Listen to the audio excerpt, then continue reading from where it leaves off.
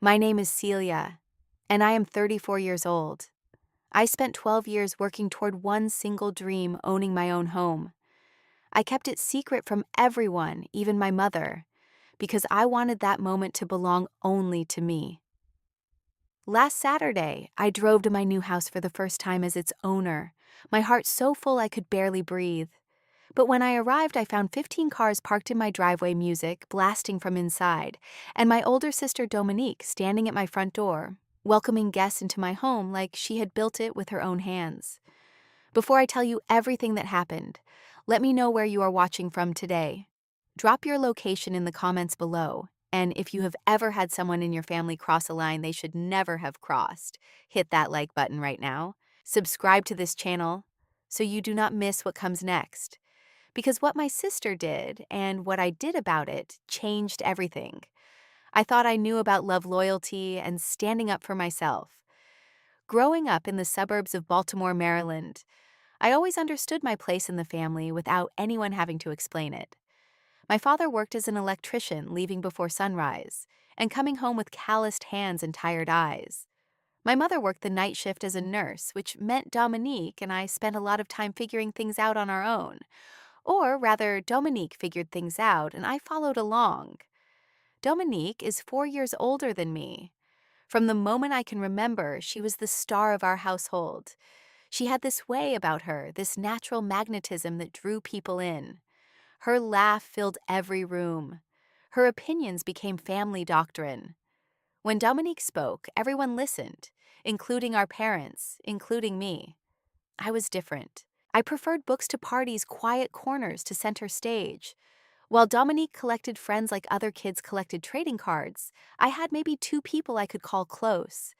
Our mother noticed this difference and never let me forget it.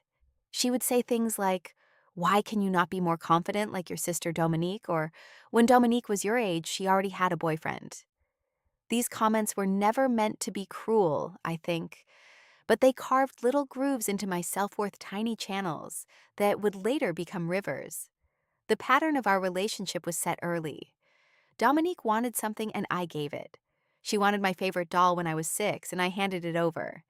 She wanted the bigger bedroom when I was 10, and I moved my things into the smaller one without complaint. When I was 14 and she was 18, our parents could only afford to send one of us to summer camp. I had been dreaming about that camp for months, but Dominique needed money for a prom dress, so the camp money went to her. I told myself it was fine. I told myself that was what family did. The memory that stays with me most happened when I was 16. I had spent the entire summer working at an ice cream shop 3 blocks from our house. The job paid minimum wage, and I saved every dollar. My goal was to buy a bicycle, a purple one I had seen at the store downtown, with a basket on the front where I could carry my library books. By August, I had enough. I was so proud of myself I could barely sleep the night before I planned to buy it. But then Dominique asked to borrow the money. She needed it for something urgent. She said something to do with her boyfriend at the time. I hesitated, which was rare for me. She noticed, and her face changed. She said I was being selfish, that sisters were supposed to help each other. So, I gave her the money. She promised to pay me back within 2 weeks. Those 2 weeks turned into a month, then 2 months, then the school year started, and the money simply disappeared into the void of things we no longer talked about. I never got my bicycle. When I finally mentioned it to my mother hoping for some support, she told me to let it go. "Your sister is going through a hard time," she said. "You need to be understanding." I learned to be understanding. I learned it so well that it became my entire personality. Dominique got married at 23 to a man named Marcus. He was handsome in a flashy way, the kind of man who always wore expensive watches but never seemed to have a stable job. They had 2 children, quickly Jalen, who is now 10, and Amara, who is now 7. I adore my niece and nephew. They are bright and funny and full of life. But watching Dominique raise them has always been complicated for me. She never held a job for more than a few months. Marcus drifted between sales positions and business ventures that never quite worked out. They lived in apartments that got progressively smaller in neighborhoods that got progressively rougher. And whenever things got tight, Dominique would call me. At first, it was small amounts, $50 here, 100 there. She always had a reason: the kids needed school supplies, the car broke down, the electricity was about to be shut off. I never said no. How could I? She was my sister. She had children. I was single, living in a small apartment, working my way up in a stable career. I had more than she did, at least on paper. So I gave and I gave and I gave. I never asked for the money back. I knew I would never see it again, and somehow that felt easier than having the conversation about why she never repaid me.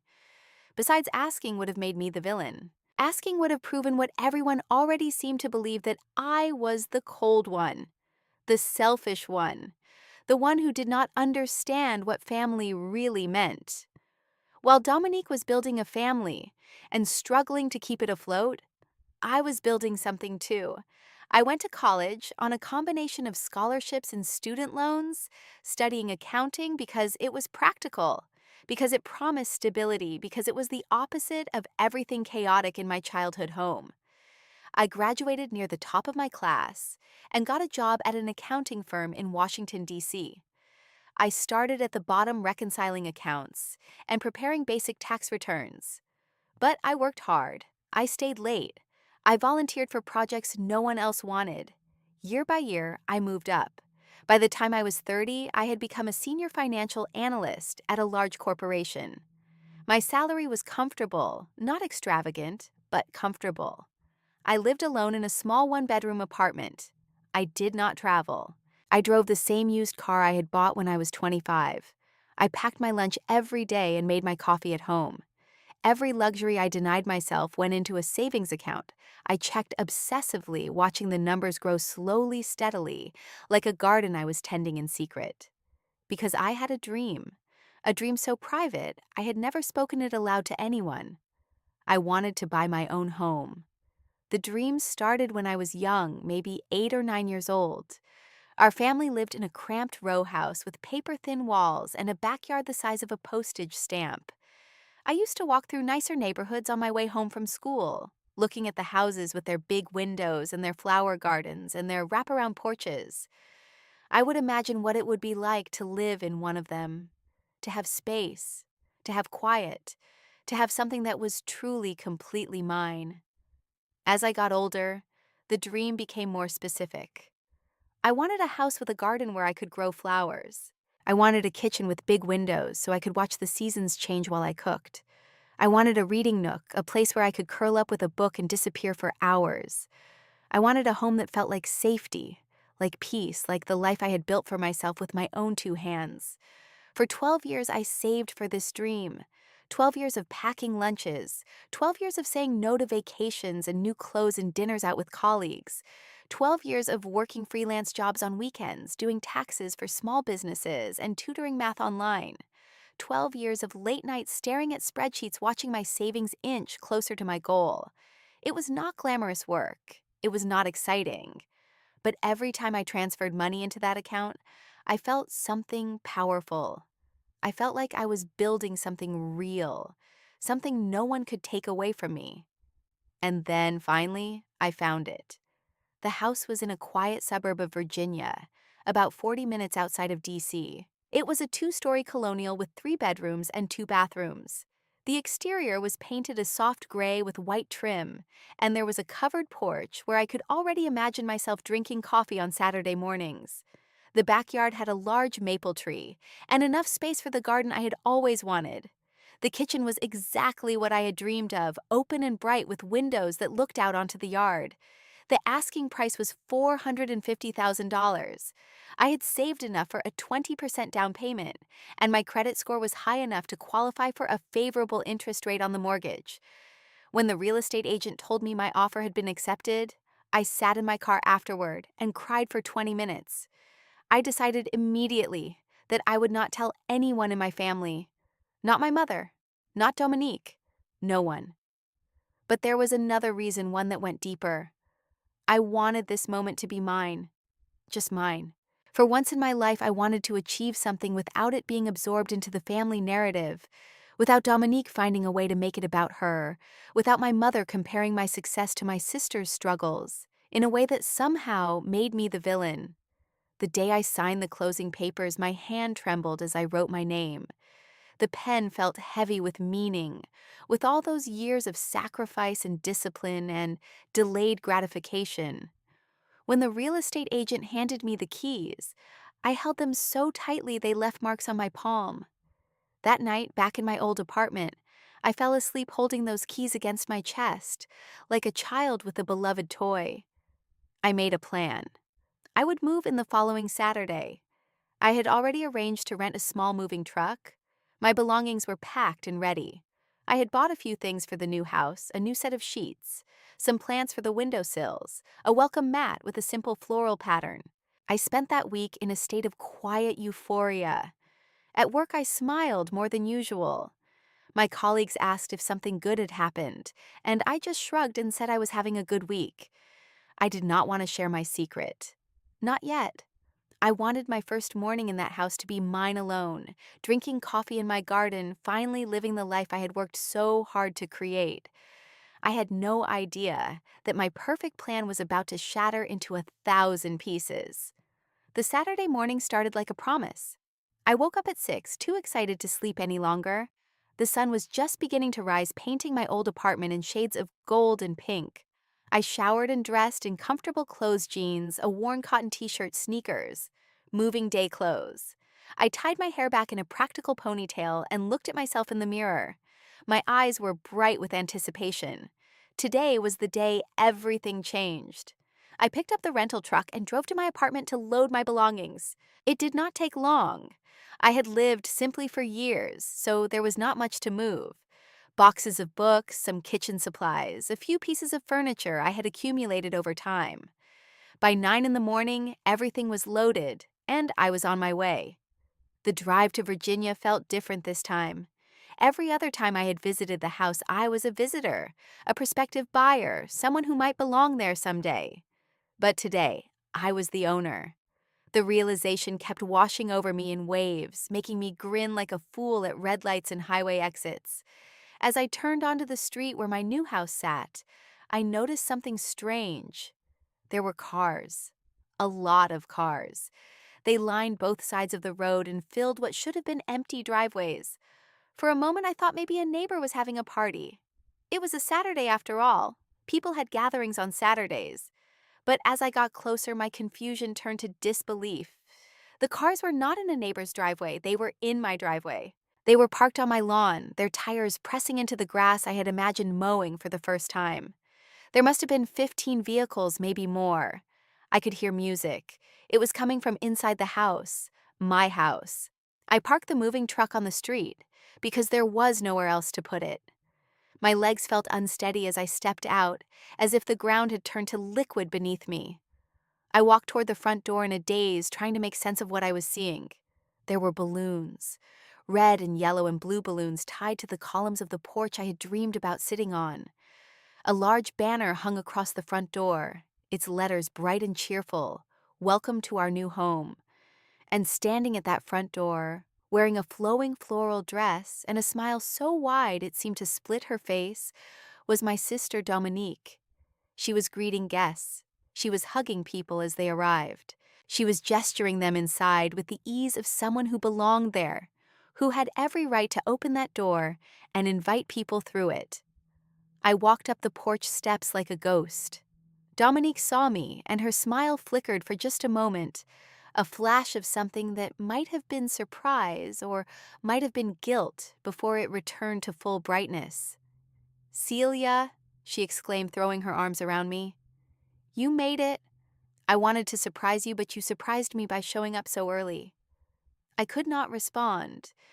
My voice had disappeared somewhere between the street and the porch. I stood there frozen while my sister held me in an embrace that felt more like a trap than a welcome. She pulled back and looked at me, still smiling. "Come inside," she said. "Everyone is here. Mom, the aunts, the cousins. We are celebrating." I followed her through the door like a sleepwalker. The inside of my house was unrecognizable. Furniture that was not mine filled the rooms. A worn leather couch sat in the living room where I had planned to put my reading chair. A dining table I had never seen before dominated the dining room. Family photographs hung on walls I had imagined painting myself. But they were not my family photographs. They were pictures of Dominique, Marcus, Jalen, and Amara. Pictures of a family that was not mine in a house that was supposed to be. People filled every room. Aunts and uncles I had not seen in years. Cousins I barely recognized. Neighbors from our old street in Baltimore. They were eating and laughing and talking as if this were the most normal thing in the world, as if this were exactly where they were supposed to be. I spotted my mother in the kitchen arranging food on a platter. She looked up when I entered, and her face broke into a smile. "There you are," she said. "I was wondering when you would get here." She crossed the room and hugged me, but the hug felt wrong, like she was greeting me as a guest in someone else's home. I managed to find my voice. "Mom," I said, "what is happening? What is all of this?" My mother looked at me with an expression I could not quite read. "It is a housewarming party, sweetie. Dominique organized the whole thing. Is it not wonderful?" I turned to look at Dominique, who had followed me into the kitchen. She was still smiling, but there was something hard in her eyes now, something that dared me to make a scene. "How did you know about this house?" I asked. My voice sounded strange in my own ears, too high and too thin. "How did you get inside?" Dominique laughed, a light tinkling sound that made my skin crawl. "Oh, Celia," she said. "I found out by accident. I was visiting your apartment last week, and I happened to see the email on your computer. The closing documents, the address, everything. I just wanted to help you celebrate. You looked at my email." She waved her hand dismissively. "It was right there on the screen. I could not help but notice. And when I saw you had bought this beautiful house, I knew we had to do something special. So I called the property management company, told them I was you, and said I had locked myself out. They gave me a spare key." She shrugged as if this were the most reasonable thing in the world. "I just wanted to make you happy." I looked around the kitchen at the food that was not mine, at the dishes that did not belong here, at my mother, who was smiling like nothing was wrong. Then I turned and walked out of the kitchen through the living room full of strangers and up the stairs. The master bedroom door was open. I stepped inside and stopped. The room was fully furnished. A queen-sized bed with rumpled sheets, a dresser covered in bottles of perfume and makeup clothes, draped over a chair in the corner. I opened the closet and found it full. Dresses and blouses and pants, all in sizes that were not mine. Dominique's sizes. I walked down the hall to the second bedroom. It had been transformed into a child's room. Bunk beds, posters of cartoon characters' toys scattered across the floor. Jalen's room. The third bedroom was Amara's. Pink walls, a small white bed with a canopy, stuffed animals piled high. My sister had not just thrown a party in my house. She had moved in. I stood in the hallway, my hand pressed against the wall to keep myself upright. My dream home, the house I had sacrificed for over 12 years, had been invaded, colonized, stolen not by a stranger, but by my own sister. I heard footsteps on the stairs. Dominique appeared at the top, her smile finally gone, replaced by an expression that was almost pleading. "Celia, let me explain," she started. "Explain what?" I said. "Explain how you broke into my house. Explain how you moved your entire family in without asking me. Explain how you threw a party and invited our whole family to celebrate you living in a home you did not pay a single dollar for." "You do not understand," she said, her voice rising. "Marcus and I are about to be evicted. We had nowhere to go.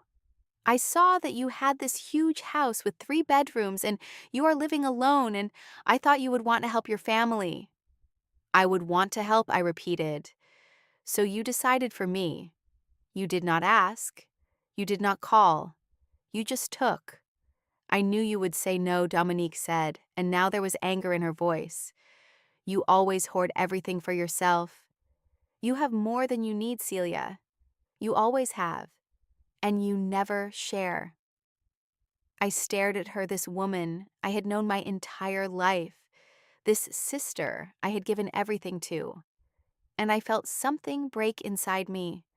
Not my heart, something harder, something that had been holding me back for 34 years. I turned and walked back down the stairs. The living room fell silent as I passed through it. Everyone was watching now. I could feel their eyes on me, waiting to see what I would do. I walked out the front door, down the porch steps, past all those cars parked on my lawn, and got into my moving truck. I sat there for a long moment, my hands shaking on the steering wheel. Then I started the engine and drove away. I did not go far. I could not.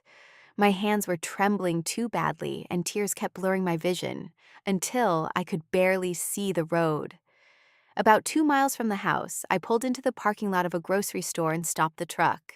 Then I put my head down on the steering wheel and cried in a way I had not cried since I was a child. The sobs came from somewhere deep, somewhere I had kept locked away for years. I cried for the house that was supposed to be my sanctuary, now filled with people who saw my success as their opportunity. I cried for all those years of sacrifice, all those lunches I packed, and vacations I skipped, and dreams I delayed. I cried for the little girl who gave away her bicycle money and never got it back. Eventually, the tears slowed. I sat up and wiped my face with the back of my hand. Then I pulled out my phone and called the only person I knew would understand. Priya answered on the second ring. Her voice was warm and concerned the moment she heard my shaky hello. Celia. What is wrong? Where are you?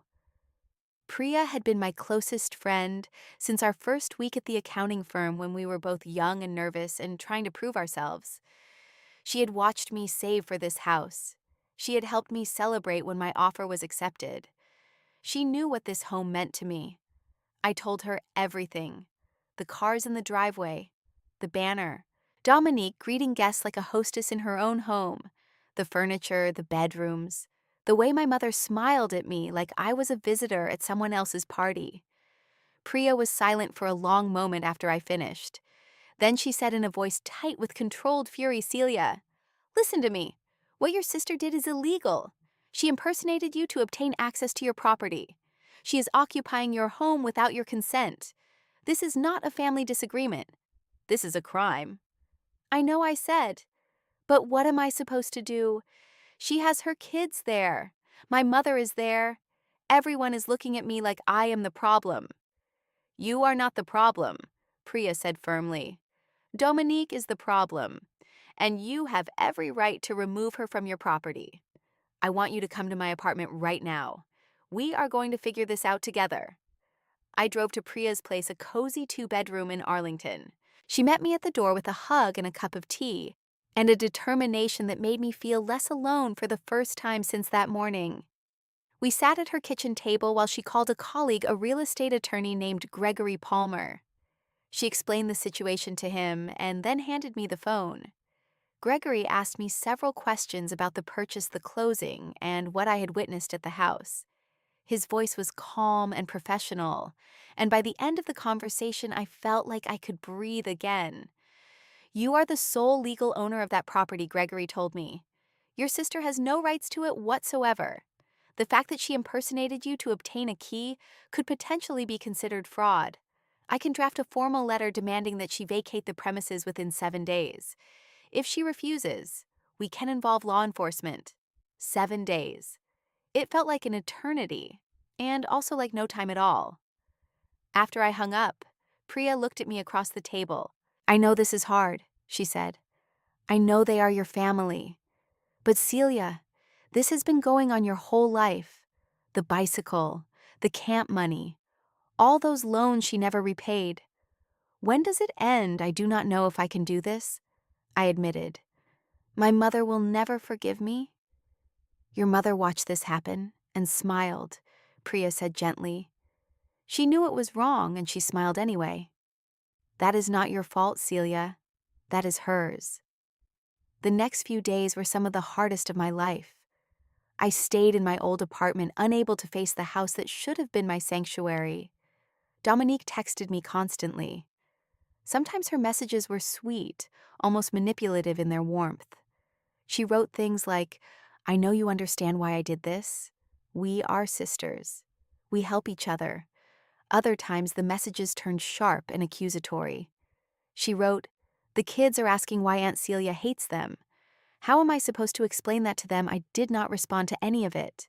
My mother called too. She did not ask how I was doing or whether I was okay. She only talked about Dominique's situation, about how hard things had been for my sister, about how Marcus had lost another job, about how the children needed stability. She said I should think about what family means. She said I was being selfish. I hung up on her. It was the first time in my life I had ever ended a call with my mother that way. My hands shook for an hour afterward. But the worst discovery came 3 days after the party. I was checking my bank account online, something I did regularly out of habit, when I noticed a small withdrawal I did not recognize. $150 taken from a secondary account linked to a debit card I had given my mother years ago. I had set up the card so she could buy medication without having to ask me for cash each time. I called my mother immediately. "Where did that money go?" I asked, trying to keep my voice steady. There was a pause. Then my mother said Dominique needed it for groceries. "For the party. I did not think you would mind." I closed my eyes. The betrayal was not the money. $150 was nothing compared to what I had lost. The betrayal was that my mother had taken from me to give to my sister without asking, without even considering that I might object. The betrayal was that this had probably been happening for years in ways I never noticed. I thought about all the times Dominique seemed to have money for things that did not make sense given her situation. A new dress here, a dinner out there. I had assumed Marcus was providing somehow. Now I wondered how much of it had come from accounts linked to my mother accounts I had funded. That night, lying in my empty apartment, I made a decision. I was tired of being the one who gave endlessly while receiving nothing but disappointment in return. I was tired of being the villain for wanting what was rightfully mine. I was tired of a family that saw my success as their resource and my boundaries as betrayal. Tomorrow I would call Dominique, and this time I would not back down. I called Dominique the next morning at 9 o'clock. She answered on the third ring, her voice cheerful in a way that immediately set my teeth on edge. "Celia," she said warmly, "I am so glad you called. I knew you would come around. When are you coming over? The kids miss you." I took a deep breath. "I am not coming around, Dominique. I called to tell you that you have 7 days to move out of my house. If you are not gone by then, I will call the police." The silence on the other end was absolute. For a moment, I thought the call had dropped. Then Dominique laughed, a high, nervous sound. "You are joking," she said. "You would not do that. I am not joking. I have already spoken with a lawyer. You obtained access to my property through fraud. You are living there without my permission. That is illegal." "Fraud!" Her voice rose sharply. "I am your sister. I borrowed a key. That is not fraud. You told the property management company you were me. You impersonated me. That is fraud, Dominique. And if you are not out in 7 days, I will pursue legal action." Another silence. When Dominique spoke again, her voice had changed. The warmth was gone, replaced by something cold and hard. "You would really do this to me? To your own family? I have nowhere to go, Celia. My children have nowhere to go. You should have thought about that before you moved into my house without asking." "I cannot believe this," Dominique said, and now there was a tremor in her voice that might have been fear or might have been rage. "Mom was right about you. You have always been cold. You have always been selfish. You have more than you need, and you would rather see your niece and nephew on the street than share." "Share," I repeated. "Share means asking. Share means both people agreeing. You did not share my house, Dominique. You took it, and now you are going to give it back." I hung up before she could respond. Within an hour, my phone was ringing off the hook. My mother called 4 times. When I did not answer, she left increasingly desperate voicemails. Then my Aunt Ruth called. Then my Aunt Janet. Then 3 cousins I had not spoken to in years. Everyone had the same message: I was destroying the family. I was being cruel. I was punishing Dominique for circumstances beyond her control. I did not answer any of them. Instead, I sat with Priya at her kitchen table eating takeout and trying to steady my nerves. They are going to hate me, I said. Some of them might, Priya agreed. But Celia, is that really a loss? What have these people done for you? They show up when Dominique throws a party in your house. But where were they for all those years you were working and saving and building something? Did any of them offer to help you? Did any of them even acknowledge what you were doing? I thought about it. The answer was no. My achievements had always been invisible to my family, while Dominique's struggles were always center stage. You deserve people who celebrate your success instead of trying to claim it for themselves, Priya said. And if your family cannot do that, then maybe you need to build a new one. The 7 days passed slowly. Each morning I woke up hoping to hear from Dominique, that she was packing, that she was looking for somewhere else to go. Each night I went to bed disappointed. She was not going to leave willingly. I had known that from the moment I made the call. On the 4th day, I met with Gregory Palmer in person. He was a tall man in his 50s, with kind eyes and a no-nonsense demeanor. He had prepared all the necessary documents. He showed me the formal eviction notice that would be served if Dominique did not leave voluntarily. He explained the process for involving law enforcement. He reminded me that I was within my legal rights, that I had done nothing wrong, that protecting my property was not cruelty. On the 6th day, Priya asked if I wanted her to come with me when the deadline arrived. I said yes. The thought of facing Dominique alone was too much. That night, I barely slept. I kept imagining what the next day would bring. My sister's tears, my mother's accusations, Jalen and Amara watching their mother fight with their aunt, not understanding why their world was falling apart. But I also imagined something else. I imagined walking through my front door as the owner of my own home. I imagined sitting on my porch in the quiet morning drinking coffee, listening to birds. I imagined the life I had worked 12 years to build finally becoming real. I held on to that image as I closed my eyes. Tomorrow would be difficult, but it would also be the beginning of something new. The morning of the 7th day arrived gray and overcast, as if the sky itself knew what was about to happen. I dressed carefully, choosing clothes that made me feel strong, dark jeans, a crisp white blouse, my good leather boots. I looked at myself in the mirror and barely recognized the woman staring back. There was something different in her eyes, something resolved. Priya picked me up at 8:30. Gregory Palmer met us at his office downtown, and from there we drove to the house in separate cars. Gregory had arranged for 2 security guards from a private firm to meet us there, just in case things got out of hand. The local police had been notified of the situation and were standing by. As we turned onto my street, I saw that Dominique's car was still parked in the driveway. Of course it was. She had not left. She had called my bluff, assuming I would never follow through. She had spent her whole life watching me back down, and she had no reason to believe this time would be different. But this time was different. I parked on the street and walked toward the house with Priya on one side and Gregory on the other. The security guards followed a few steps behind. My heart was pounding so hard I could feel it in my throat, but my steps did not falter. I rang my own doorbell. It felt surreal, standing on my own porch, waiting for permission to enter my own home. Dominique opened the door. She was not dressed up today, no floral dress, no wide smile. She wore sweatpants and a stained t-shirt, her hair pulled back in a messy ponytail. She looked like she had not slept well. When she saw me standing there with a lawyer and security guards, her face went pale. "Celia," she said, "what are you doing? I am taking back my house," I said. "Your 7 days are up. You cannot be serious." I handed her the formal eviction notice Gregory had prepared.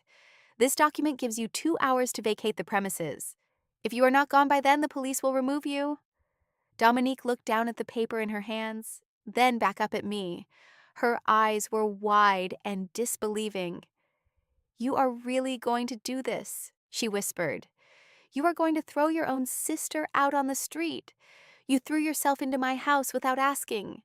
I am giving you 2 hours to leave. That is more than you gave me."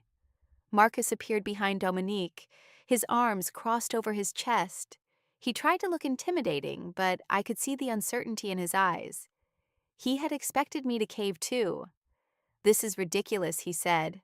"We are family. You cannot treat family like this." "Family asks before taking," I said calmly. "Family respects boundaries. Family does not commit fraud to steal what someone else worked 12 years to build." Before Marcus could respond, I heard another car pull up behind us. I turned to see my mother getting out of a taxi, her face twisted with distress. She hurried up the walkway, ignoring the security guards, and grabbed my arm. "Celia, stop this," she pleaded. "Please, think about what you are doing." "I have thought about it, Mom. I have thought about it for a long time. She is your sister. She needs help." I looked at my mother, at this woman who had spent my entire life prioritizing Dominique's needs over mine, and I felt something shift inside me. Not anger, something quieter, something sadder. "Mom," I said gently, "I love you, and I love Dominique. But loving someone does not mean letting them take everything from you. You taught me that my needs did not matter, that I should always put her first. But that was wrong, and I am done living that way." My mother's eyes filled with tears. "If you do this," she said, "I do not know if I can forgive you." "I know," I said, "and I am sorry about that, but I would rather lose your forgiveness than lose myself." I turned back to Dominique. 2 hours, I said. Then I walked past her into the house that was finally, legally, unquestionably mine. The next 2 hours were chaos. Dominique cried and shouted and pleaded. Marcus stomped around, slamming things into boxes with barely contained rage. Jalen and Amara huddled on the couch, confused and frightened by the tension swirling around them. I wanted to comfort them, to explain that this was not about them, but I knew anything I said would be twisted later. My mother sat in the kitchen sobbing quietly, occasionally looking at me as if I had transformed into a stranger. Maybe I had. Maybe the woman who would have backed down, who would have sacrificed her dreams to keep the peace, was finally gone. At exactly 2 hours, Dominique and Marcus had loaded their belongings into their car and a small trailer they had rented. The house was a mess of abandoned items and scattered debris, but it was empty. Empty of everyone but me. Dominique paused at the front door, her children already buckled into the back seat of the car. She looked at me with an expression I had never seen on her face before. Hatred, maybe, or something deeper than hatred. "You will regret this," she said quietly. "One day, you are going to need someone, and no one is going to be there for you, because everyone will know what kind of person you really are." I met her gaze steadily. "Maybe," I said, "but at least I will know that everything I have I earned myself, and no one can ever take that away from me." She turned and walked away. The car pulled out of the driveway, followed by my mother's taxi. I stood on the porch and watched them go until they disappeared around the corner. Then I went inside, closed the door behind me, and sank down onto the floor in the middle of the empty living room. The house smelled like other people's food and other people's lives. The walls still bore the marks where Dominique's pictures had hung. The carpet was stained in places I did not want to examine too closely. But it was mine. Finally, truly, completely mine. I sat there on the floor and I cried. But these tears were different from the ones I had shed in the grocery store parking lot a week ago. These were tears of release, of exhaustion, of something that felt almost like joy. I had done it. I had stood up for myself, and I had won. The months that followed were not easy. Healing never is. The first few weeks, I threw myself into reclaiming my home. I repainted every room, covering the walls with colors I had chosen myself. Soft sage green for the living room, warm cream for the kitchen, a peaceful blue for my bedroom. I bought new furniture, simple pieces that reflected my taste, rather than someone else's hand-me-downs. I planted lavender in the backyard, just like I had always dreamed. Each small change felt like a victory. Each stroke of paint was a declaration. This is mine. I built this. No one can take it. But while the house transformed around me, my relationship with my family remained frozen. My mother did not call. Neither did Dominique. The relatives who had flooded my phone with criticism went silent too, which was almost worse. I was being punished with absence, treated as if I had ceased to exist. There were nights when the loneliness was almost unbearable. I would stand in my beautiful kitchen looking out at my garden and wonder if I had made a terrible mistake. Maybe I should have let Dominique stay. Maybe I should have found some compromise. Maybe the price of my independence was too high. But then I would remember the way she smiled while greeting guests in my doorway, the way Marcus threatened me, the way my mother took money from my account without asking. And I would know that I had done the right thing, the hard thing, the necessary thing. Priya was my lifeline during those early months. She came over every weekend helping me hang curtains and assemble furniture and plant flowers. She brought wine and takeout and an endless supply of encouragement. When I doubted myself, she reminded me of all the reasons I had fought back.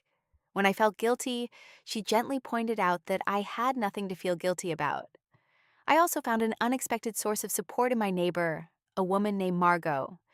She was in her early 60s, a widow, who had lived in the house next door for over 20 years. She had seen the commotion on that first day, all the cars and the police, and the family drama spilling onto the street. A few days later, she knocked on my door with a plate of homemade cookies and an invitation to talk. I did not mean to tell her everything, but something about her kind eyes and gentle manner made the story spill out. She listened without judgment, nodding occasionally, her weathered hands wrapped around a cup of tea. When I finished, she said I had a sister like that once. We have not spoken in 15 years. It was the hardest decision I ever made and also the best one. We became friends after that. Margot taught me about gardening, sharing cuttings from her plants, and advice about when to water and when to prune. She invited me over for dinner on Sundays, filling my evenings with warmth and conversation. In some ways, she became the maternal presence I had always longed for, but never truly had. 3 months after I took back my house, I started seeing a therapist. Her name was Dr. Evelyn Shaw, a calm woman with silver-streaked hair and an office full of plants. Our first few sessions were difficult. I was not used to talking about myself, not used to examining the patterns that had shaped my life. But slowly, painfully, I began to understand. Dr. Shaw introduced me to the concept of codependency, the way I had been trained from childhood to prioritize others' needs above my own. She helped me see how my family dynamic had created a version of me that existed only to serve, to sacrifice, to disappear. Learning to set boundaries, she told me, is not selfish. It is survival. You cannot pour from an empty cup, and your family has been draining you dry for years. It took time to internalize this truth. There were setbacks, moments when old habits crept back in, and I found myself wanting to reach out to Dominique to apologize to make everything okay. But I did not. I held my ground, and slowly the urge faded. 6 months after the confrontation, my mother called. Her voice sounded older than I remembered, more tired. She did not apologize for what had happened. I had not expected her to. But there was something different in her tone, something that might have been the beginning of respect. She said she missed me. She said the holidays had not been the same without me. She said she wanted to see me if I was willing. I thought carefully before I responded. Mom, I said, I miss you too. And I want to have a relationship with you. But things cannot go back to the way they were. If we are going to move forward, you need to respect my boundaries. You need to treat me like my needs matter as much as Dominique's. Can you do that? There was a long pause. Then she said, I can try. It was not a promise. It was not an apology. But it was a start. Dominique and I have not spoken. I heard through the family grapevine that she and Marcus moved in with his parents in North Carolina. I do not know if they are doing well or struggling. Part of me hopes they have found stability for the sake of Jalen and Amara, but I have accepted that their well-being is not my responsibility. I gave them too much for too long. Now I am keeping some of that energy for myself. A year after I took back my house, I found myself sitting in my garden on a spring morning. The lavender I had planted was blooming, filling the air with sweetness. Birds were singing in the maple tree. A cup of coffee sat warm in my hands. I thought about the journey that had brought me to this moment, the 12 years of sacrifice, the shock of discovering my sister in my home, the pain of being called selfish for wanting what was mine, the terror of standing up for myself for the first time in my life, the loneliness that followed, and then slowly the healing. I was not the same woman who had signed those closing papers with trembling hands. I was stronger now. I knew my worth. I had learned that love without boundaries is not love at all. It is just exploitation in a prettier dress. The lesson I want to share with you is this: loving your family does not mean letting them destroy you. Sometimes the people who should protect you are the ones who hurt you most. And when that happens, you have a choice. You can keep sacrificing yourself on the altar of someone else's needs, or you can stand up, set boundaries, and reclaim your life. It will be hard. People will call you selfish. They will say you are cold, that you do not understand what family means. But you will know the truth. You will know that you have every right to protect what you have built, that your dreams matter, that you matter. I do not know what the future holds for me and my family. Maybe we will find a new way to love each other, one based on mutual respect, instead of endless taking. Maybe we will drift further apart. Either way, I have made peace with the uncertainty, because I have something I never had before. I have myself. I have a home I built with my own hands and my own sacrifice. And I have the unshakable knowledge that I am worth fighting for. If you are in a situation like mine, if someone in your life keeps taking and taking without giving anything back, I want you to know that you are not alone. I want you to know that it is okay to say no. It is okay to put yourself first. It is okay to choose your own well-being over someone else's expectations. You deserve a life that you build for yourself. And no one, not even family, has the right to take that away from you. Now, I want to hear from you. Have you ever had to set boundaries with someone you loved? Have you ever had to choose yourself over keeping the peace? Share your story in the comments below. Let us support each other, because none of us should have to go through this alone.